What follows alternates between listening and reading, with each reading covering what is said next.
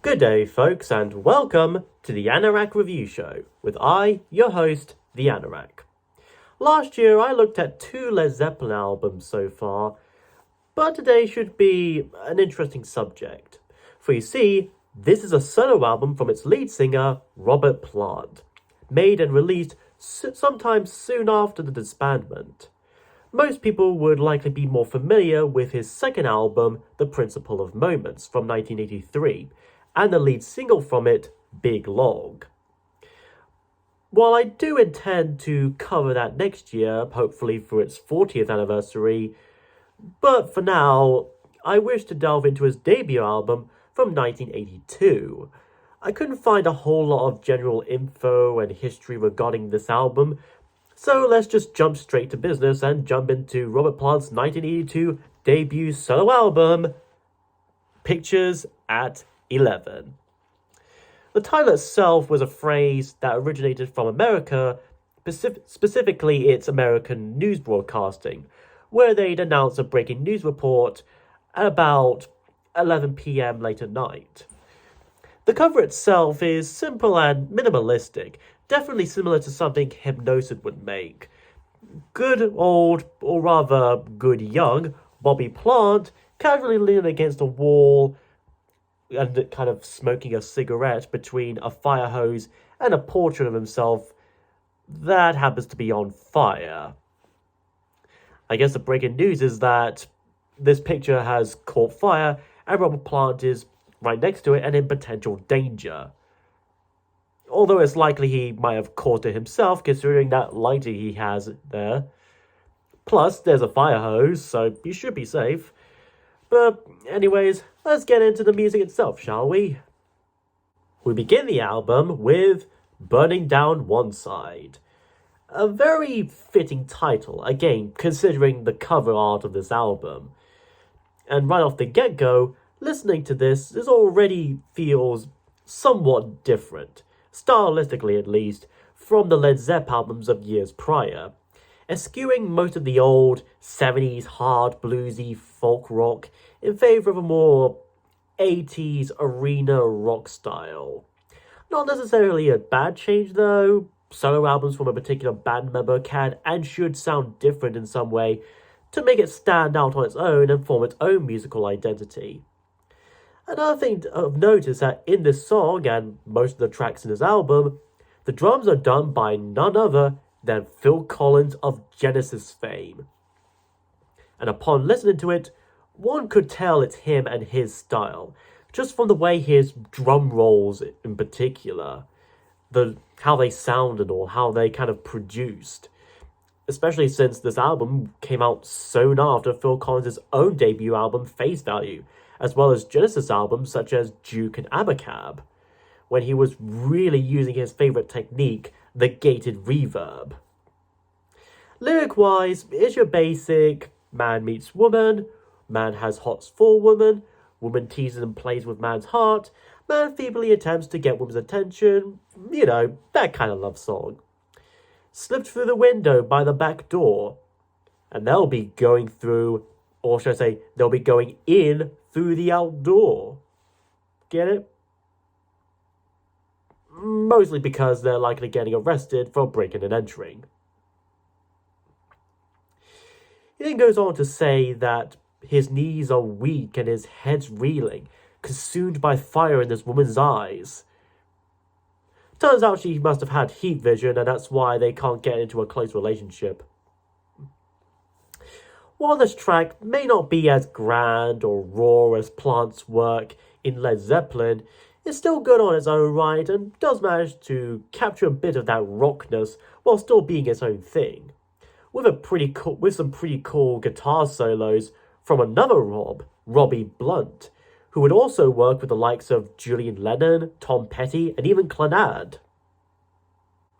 Next is Moonlight in Samosa, as opposed to Sunlight in Onion Bhaji. The song further itself even more so from past associations of Robert's band by having a more soft rock style with a little bit of a Mediterranean twist to it, complete with a Spanish-sounding classical guitar solo and everything. It does sound more at home with something like The Dire Straits, for instance. It's also very romantic in lyrics as well, possibly continuing the unrequited love theme from the previous song, as Robert sings about how he sees this woman walking down the same street time and time again, over and over again, and she'd stop and say hello to him every once in a while. This growing love and attraction he has for this woman still lingers on. This woman that, as far as I know at least, he barely knows or interacts with. Maybe it turns out Robert Plant is a Disney prince or something like that. Or perhaps it turns out he's Prince Derek from the Swan Princess and he only likes her for her beauty. After all, what else is there? Later, he begs her to let him explain, to give him a minute to do so. And, which considering the time limit he sings this point, he does seem to have roughly a minute left in the song to explain himself. And how does he explain himself? By saying that he won't cause a fuss or rock the boat. Instead, he's gonna punch a hole in that boat. Musically and atmospherically, this track does feel like something you'd play or listen to while bathed under the light of the full moon, or at least while you're sitting back outside, sipping a nice glass of wine, or maybe having a nice warm fire nearby outside, and you watch as the sun slowly sets into the twilight horizon. After that is Pledgepin. We mix up some things a bit here as we shift in terms of musical style and beat.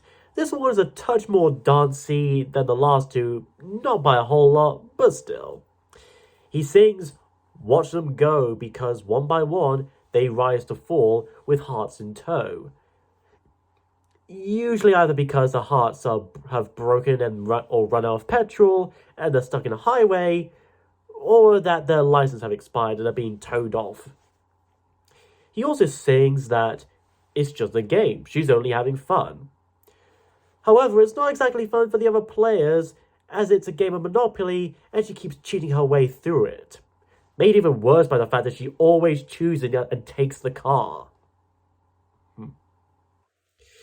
In the wings, Robert stands and watches these foolish things go by, standing in line and marching in time one by one, as if he has become aware of certain familiar patterns going on with these relationships and individuals. He warns that we, the people he refers to, are free to choose but not to win. We're just too late. Our shows are at an end, we watch them slip through our fingers, and now we're the victim of our game. This seems to be a natural continuation of Burning Down One Side and Moonlight in Samosa. These cold-hearted women who have toyed and played around with this poor man's heart for too long, and now they get a taste of their own medicine. Karma, humble pie, and everything. The reputations of these women, or at least this one woman, have already run thin, and they've become victim to their own game. Familiar rules just hit and miss for the ones that never show. This track also features a really cool saxophone solo by none other than the late great Raphael Ravenscroft, who you might recognize for doing the iconic saxophone solo for the song Baker Street, also by the also late great Jerry Rafferty. And this solo is just as bloody good as that solo. It's the dog's musical bollocks. And that alone makes this song worthwhile and worth the listening and loving it deserves. Side 1 ends with Slow Dancer. A best way for me to describe this track, as simple as I could, would be Diet Cashmere or Cashmere Light. This has a scale and length almost on par with Cashmere, plus just as much very mysterious and enigmatic lyrics as well, but not as much the raw and otherworldly nature of that classic song. That doesn't necessarily make this one bad though, it still manages to be its own thing. The music also does, however, remind me a little bit of Shine On You Crazy Diamond by Pink Floyd, mostly the key and pitch of it, with a bit of Peter Gabriel-esque hard new wavy rhythm to it. Robbie Blunt's guitar solo does, well, shine through here, especially when he does the multiple solos. And yeah, I do kind of mean multiple because there seem to be more than one throughout this 7 minute and 45-second long track. He really does emulate someone like David Gilmour quite well. Along with that, I also have to commend the synth and keyboards by Gerald Jez Woodruff. I'd make a dirty joke about that nickname, but YouTube probably wouldn't like me to.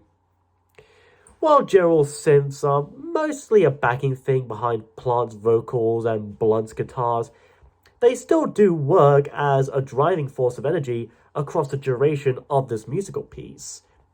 This is also one of two songs in this album to not have Phil Collins on drums, but rather the late Cozy Powell, who had worked with the likes of Brian May, Rainbow, Whitesnake, and Black Sabbath.